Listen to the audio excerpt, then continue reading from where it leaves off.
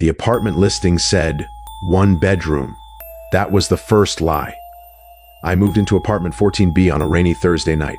Old building, cheap rent, no questions asked. The landlord, Mr. Keene, handed me the keys without meeting my eyes. "Don't rearrange the walls," he said. I laughed, thinking it was a joke. It wasn't. The first week was normal. Too normal. No strange sounds, no whispers, no shadows. Until Sunday night, at exactly 3:11 a.m., I woke up, not from a dream, from the sound of a door opening. I live alone. I sat up in bed, heart racing, listening. The sound came again. Slow, careful footsteps on the wooden floor. I grabbed my phone. No signal. When I stepped into the hallway, I froze. There was a door where there hadn't been one before. Same color as the walls, same handle style, same height, perfectly blended. My breathing turned shallow. I was sure, absolutely sure, that door did not exist yesterday. I touched the handle, ice cold. From behind the door came a soft sound. Breathing. Not heavy, not rushed, patient. I stepped back. The breathing stopped. Then something knocked. 3 slow taps. I didn't sleep that night. In the morning, the door was gone. No mark, no outline, just a wall. I almost convinced myself it was stress. Almost. That night, at 3:11 a.m., the door came back. This time, it was open. Inside was a room that shouldn't fit inside my apartment. Longer, wider, darker. The air smelled old, like dust and something rotting underneath. In the center of the room sat a chair, facing the wall. Something was sitting in it. I whispered, "Hello." The thing in the chair slowly turned its head. It had my face, but its eyes were wrong. Too deep, too empty. It smiled. "You finally noticed," it said. I ran. I locked myself in my bedroom, pushed my dresser against the door, and stayed awake until sunrise. The next day, I confronted Mr. Keene. "There's an extra room in my apartment," I said. He went pale. "What time did you see it?" he asked quietly. 3:11. He swallowed hard. "It's too late then." "What is?" He finally looked at me. "It started choosing you. That night at 3:11 a.m., someone knocked on my bedroom door. From inside my apartment, from a place that no longer had a door. And a voice whispered, 'You sat in my chair. Now it's my turn.'" I didn't answer the knock. I couldn't. My entire body was locked in place, staring at the bedroom door as the handle slowly turned. The sound was soft, polite, like whoever was outside didn't want to scare me. That made it worse. The handle stopped. Silence followed. Then the voice returned, calm and familiar. "You left the chair warm. I didn't move until sunlight crept through the curtains." When I finally opened the door, the hallway was empty. No extra door, no shadows, just my apartment, normal, quiet, too quiet. I called in sick to work and spent the day searching the apartment. I measured walls, knocked on them, checked blueprints online. There was no space for another room. That evening, I knocked on my neighbor's door. Mrs. Langley, old, lived here longer than anyone. She looked at my face and immediately stepped back. "You've seen it," she said. "The room?" I asked. She nodded slowly. "Then listen carefully." She pulled me inside and locked the door. "There are rules," she whispered. "If you break them, the room keeps you." My throat went dry. "What rules?" She raised one finger. "Rule 1, never enter the room twice in the same night." "People who do," she said, "don't come back the second time." "Rule 2, never sit in the chair." My stomach turned. "The chair is an invitation," she continued. "If you sit, something else stands up." I remembered the thing with my face. "Rule 3, she said, voice shaking. "If the room speaks first, don't answer." "Why?" I asked. "Because it learns you." I went back to my apartment before nightfall. At 3:11 a.m., the door appeared again. I stayed in bed, didn't look at it, didn't move. The door creaked open anyway. Footsteps crossed the floor, stopped outside my bedroom. A pause. Then, breathing.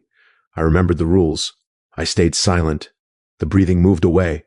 Relief washed over me, until I realized something. There was another sound. A chair scraping against the floor. Slowly, deliberately, from inside the room. I held my breath. Then I heard my own voice. Perfectly copied. "Hello." The chair stopped moving. Footsteps returned. Faster now, the door slammed open.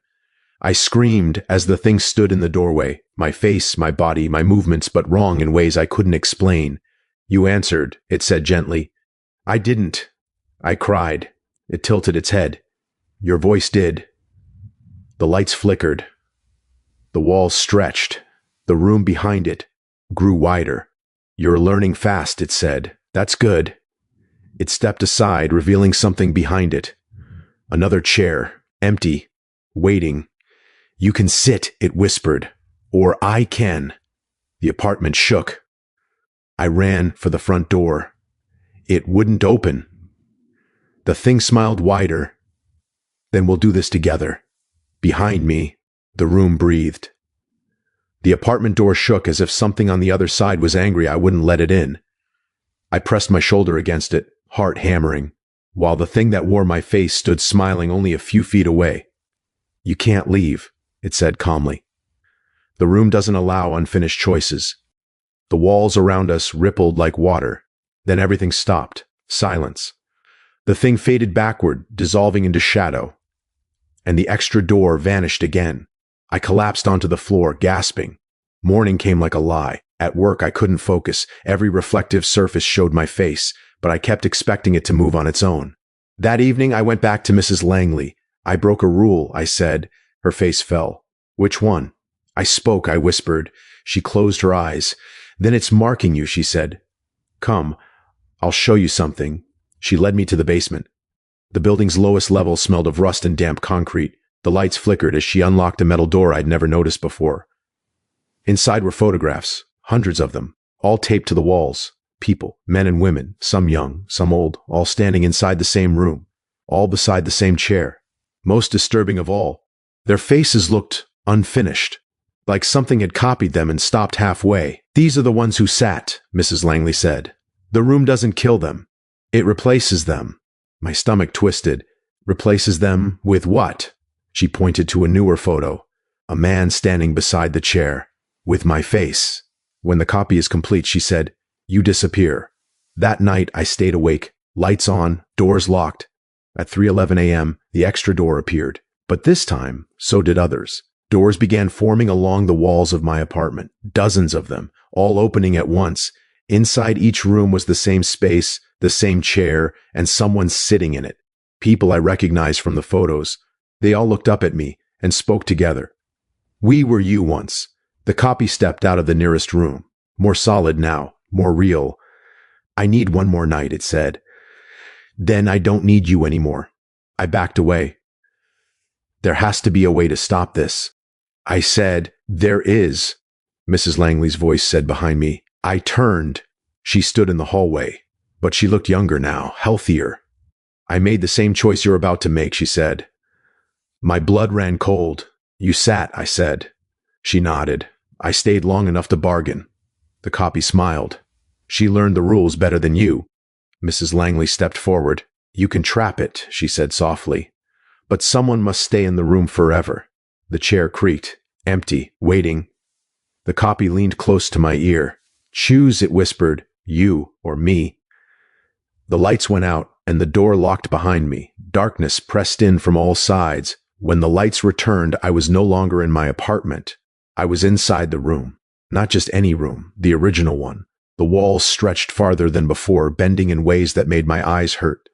The air was cold and smelled faintly of dust and old breath. The chair stood in the center, exactly where it always was, empty. Mrs. Langley stood across from me. The copy, my copy, stood behind the chair. You brought him, the room said, its voice everywhere at once. Mrs. Langley's hands trembled. I told you there was a way. The copy smiled. You told him half the truth. I looked at her. What didn't you tell me? She swallowed. The final rule. The chair creaked softly as if listening. There are 4 rules, she said. You only told me 3, I said. She nodded. Because the 4th only appears when the room is ready. The walls pulsed. The 4th rule, she whispered. Only one version of you can exist outside the room. My breath caught. The room creates copies to replace people who leave, she continued. It doesn't hunt randomly. It fixes imbalance. The copy stepped forward. You entered my space. Now one of us must belong to it. The room responded with a deep, satisfied sound. Mrs. Langley met my eyes. "If you trap the copy here, you walk free. And if I don't?" I asked. "Then it replaces you," she said. The copy tilted its head. "Or you replace me." I realized then this wasn't about good or evil. It was about continuity. The chair slid closer to me. "You don't need to sit," the copy said gently. "Just stay." "Forever?" I asked. "It won't feel like forever," it replied. The room shifted. Doors appeared, hundreds of them, each showing a different apartment, a different life. "This is what it feeds on," Mrs. Langley said. "Choice." I looked at the chair, then at my copy, then at her. "You escaped," I said. "Why help me now?" Her eyes filled with tears. "Because I left someone else behind." The room hummed louder. The copy extended its hand. The door behind me opened. "Freedom. I can leave," I whispered. "Yes," the room said, "but someone must remain." The copy leaned close. "You were never meant to live outside forever." The chair stopped moving, waiting for my decision. The door stood open behind me. Warm light spilled across the floor, promising a normal life. Work, sleep, mornings that didn't smell like fear. The chair stood in front of me, cold, patient. I looked at my copy. Up close, it wasn't evil, it wasn't angry. It just existed, like a shadow that had waited too long to step into the light. "If I stay," I said, "what happens to you?" The copy smiled faintly. "I become complete." Mrs. Langley shook her head. "You don't understand. The room doesn't reward kindness, it preserves balance." The room spoke again, calm and absolute. "One stays, one leaves." The chair slid back, giving me space. I stepped forward, then stopped. "No," I said. The room paused. I turned to Mrs. Langley. "You said you escaped." She nodded. "But you never said you were free." Face went pale. "You're still tied to this place," I conned. "That's why you age differently. That's why you know the rules." The copy's smile faded. "You stayed once," I said to her, "and you made someone else leave." The room vibrated. Mrs. Langley whispered, "That was the bargain." "And this time," I said softly, "you brought me to replace them." The copy stepped back. The room grew colder. "I choose neither," I said. The walls cracked. The chair began to shake violently. "Choice is required," the room said, louder now. "I choose to end the cycle." I grabbed the chair. For the first time, it resisted. I pushed it hard toward the center of the room, where the floor pulsed like a heartbeat. The copy screamed. Mrs. Langley screamed louder. The chair sank. The room roared.